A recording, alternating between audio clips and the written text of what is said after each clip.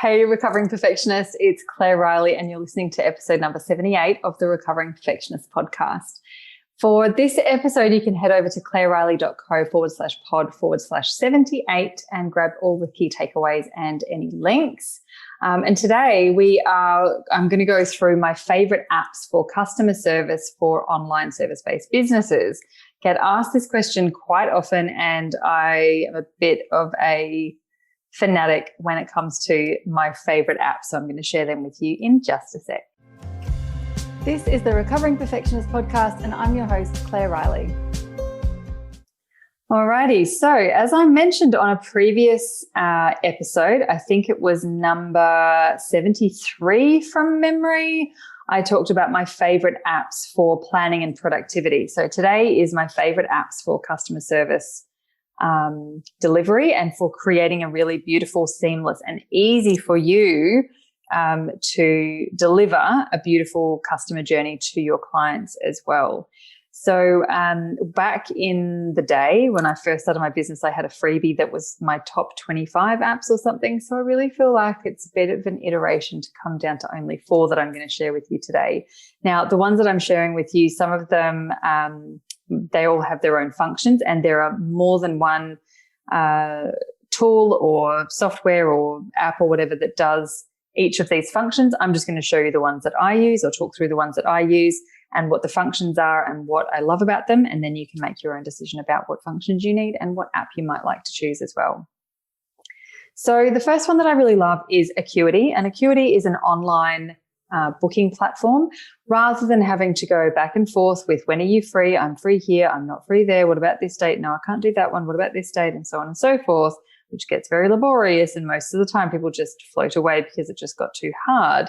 Is you send them a booking link, and you can have as many different types of appointments as you like with all the different rules, and they either pay now or they pay later.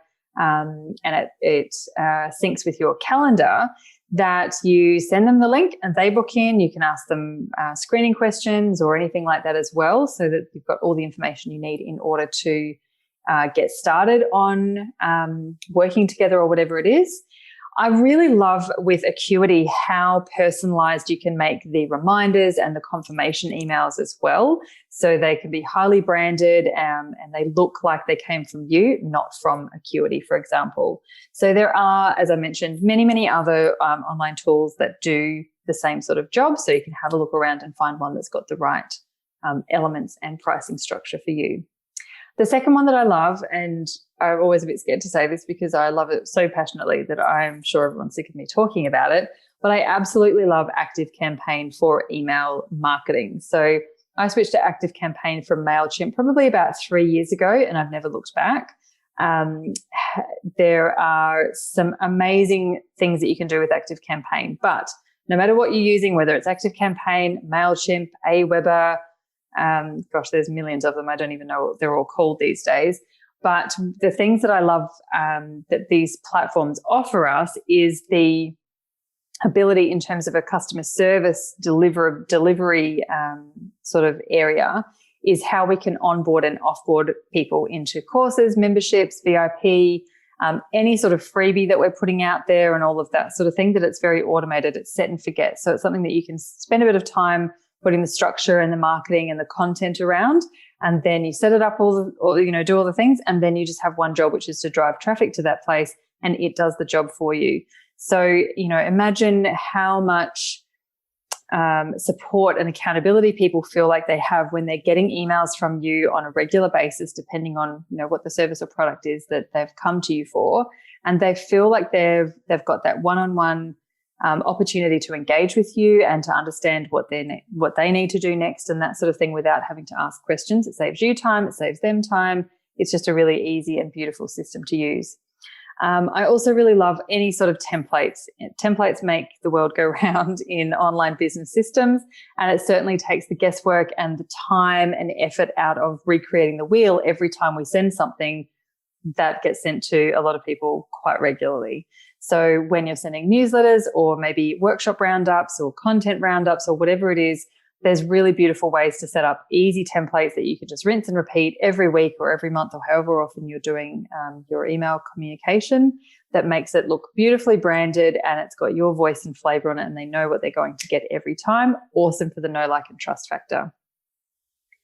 The third one is Asana. Now, I did actually mention Asana in the previous episode where I was talking about planning and productivity, because that is the main reason, or the main function that we use Asana for. But often I set up for myself and also for a lot of my clients almost like a CRM, which is client or customer relationship management tool. So we can see who's at what stage, who's paid for what do we need to do for all of these people, so that we're moving everyone through the customer experience journey in a really succinct and supportive way. So you can also use Asana for that, whether it's just a checklist of what needs to be done for each new client, or it's a checklist for making sure that everyone's happy, or it's a checklist for what process people go through when they come into your business, and then when they do the work, and then when they offboard out of the work, that sort of thing. And it's just a great tool for you to be able to keep your finger on the pulse with what's going on without having a big, fancy, expensive CRM, because a lot of them are monsters. They are amazing, amazing tools, some of these big CRMs, the custom built ones, but they're big. They're really big. So Asana is like the easy version, light version of how to do that. So I really love that. And last of all, there's a tool called Typeform, which is a really great tool it's like a survey tool where you can ask questions to onboard people, whether it's a health questionnaire or a current state of affairs questionnaire or something like that, as well as how to get some really in-depth feedback, which you can do anonymously or not anonymously, whatever that word is. And it's a really beautiful, easy tool to use where people can literally just click. You can very easily customize it with your own branding, your color, your feel, your icons, all of that sort of thing.